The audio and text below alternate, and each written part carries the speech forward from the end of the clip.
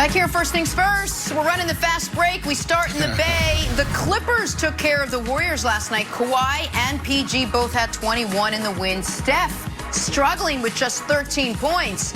But the biggest storyline, the biggest by far, Kawhi Leonard played in back-to-back nights. So unheard of, we had to bring in Chris Broussard to discuss. Broussard, did you hear the big news? Kawhi, back-to-back nights, first time since 2017. What did you make of this unbelievably incredible feat that happened in the NBA last night? I tell you what, it was incredible. I gotta be honest, it was surprising to see him out there. I'm not gonna lie. And here's what, look, he played fine, as you said, 21 points, 7 for 12. He was efficient, had 7 turnovers. I think some of that's fatigue. He had to be a little bit gassed, first back-to-back in like over 3 years. But what I like is that it shows he has had a true attitude adjustment. For the last few years, he's treated basketball like a hobby rather than his job. And now he's playing a career-high 34.2 minutes a game. He said he's going to go on and continue to play back-to-backs. This attitude adjustment is good for the Clippers. That is exactly right. Listen, I could come on here today and talk about beating the Warriors by single digits when Steph has what will end up being one of his 5 worst games of the year. Not a great feat for the team. But that's not what matters. What matters is that Kawhi Leonard might actually take the regular season seriously, which will send a message to his teammates. This is the most positive development for Chris Broussard's beloved Clippers since they acquired Kawhi Leonard. Honest to God. People, Nick, you're anti-Kawhi, you're anti-Clippers. I'm anti how they handled last year. Well, I'm anti how they handled last year. Brandon, if this is a legitimate adjustment, their chances of being able to make the conference finals and lose to the Lakers went way up. So I'm happy for them there, and this is good for the league, Brandon. Nick, this is huge, and this is also dangerous for everyone else in the NBA. Because a lot of times when we talk sports and we're these talking heads, we're these analysts and commentators, we dive into the stats, we dive into the X's and O's, and we miss the most important thing. And that's mindset. We always say sport, 80% mental. So when you think about this attitude adjustment, he's telling us, and this team is telling us what they're on, what they're trying to accomplish. Yep. You look at what happened a couple nights ago with Devin Booker and Paul George. I would say that fight and them getting into it the way they did, it also told me about their mindset. There's no more playoff P. This is Project P, meaning this kid is saying, I am back to my savage mode. I'm going back to like I had nothing. This is they're telling the entire NBA Wilds, we're here. That's good. They might actually be able to Wilds, I'm skipping you. I'm moving on to Philadelphia. Bradley Beal went off for a career-high 60 points last night. Still not enough to beat a red-hot Sixers team because Joel Embiid is on fire, led the way for Philly with 38. The Sixers, guys, now 7-1 on the early season. Broussard, is Philly proving to be the best team out east? Look, unless you believe Orlando's a contender, Julius Randle is an MVP candidate, and Miami is lottery bound. Can we slow down on the grand proclamations? All right, the start of this season has been bizarro world. All right, so let's slow down. Right now, we have to let these teams settle in. Philadelphia's proven they're a very good team.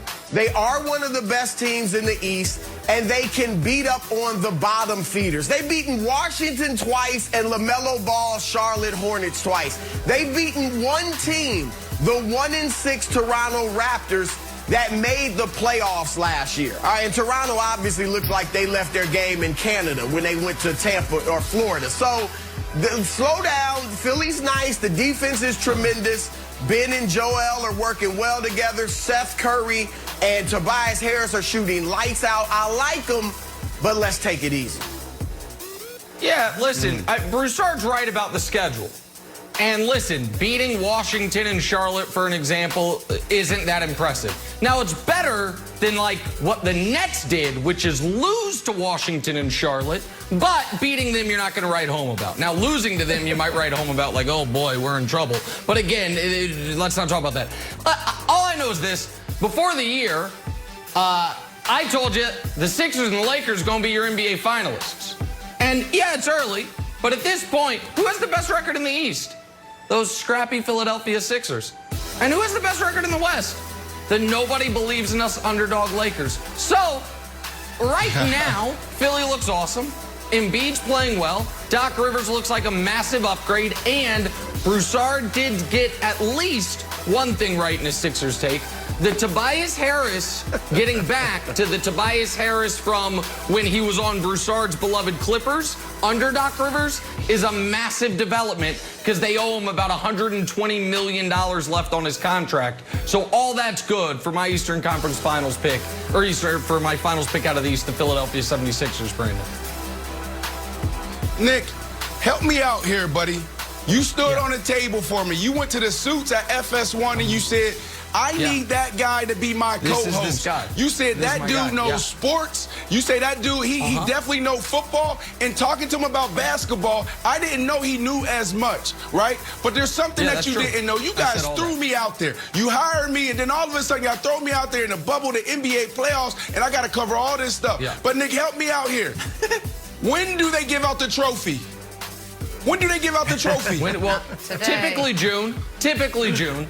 Yeah, okay. June. That's right. Okay, typically June. It's December. It's January. I've been covering NBA basketball for a couple months, and I know that December and January basketball means nothing. The Brooklyn Nets will be fine. They'll be right where they need to be when they're handing out that trophy. Amen.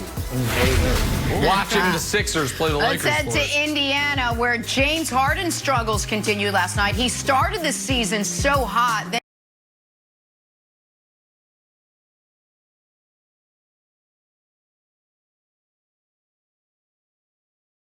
And he cooled off considerably, just like my coffee. 15 points on 14 shots as the Rockets drop their second straight. Wilds, where are we on your Harden trade watch now? Oh, Rockets are a middling team. I think we know that. Broussard, you ever go away for a while and you come back to your phone, you're away from your phone, you're like, wow, 10 missed calls from the same person? That's Raphael Stone and Masai Ujiri. Toronto is terrible. You said they're 1-6. If I'm Masai, I'm like, whatever my offer was for James Harden, it just went up.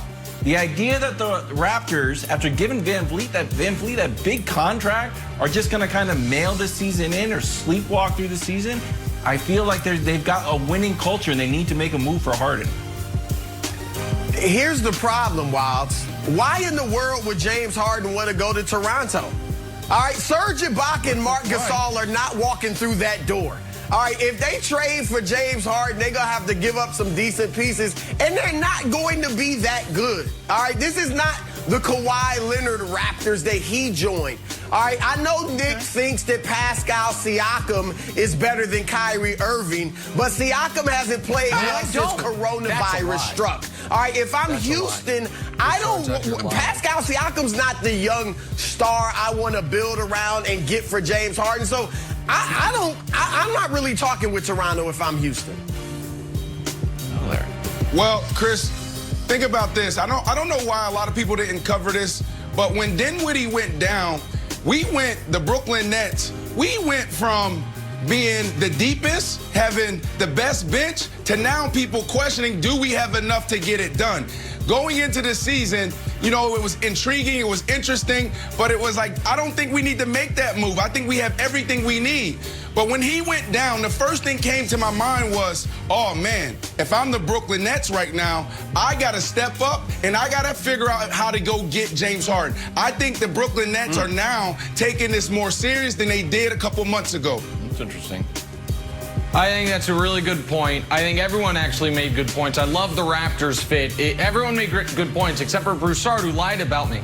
The lies won't stand. Respect the tiers, Broussard. I very clearly have Pascal Siakam beneath Kyrie Irving on the tiers. I know you know that because you text me about the tiers all the time. So listen, Pascal Siakam, all he did was make All-NBA last year. I'm sure he stinks. But the answer to this is the Warriors. The Warriors should be the team to try to make this happen unless they're going to punt on what could be one of the last years of Steph Curry's prime. The Raptors make a lot of sense. The Warriors make even more sense, and they have more pieces to give up, Jenna. All right. We got to take a turn back to the NFL.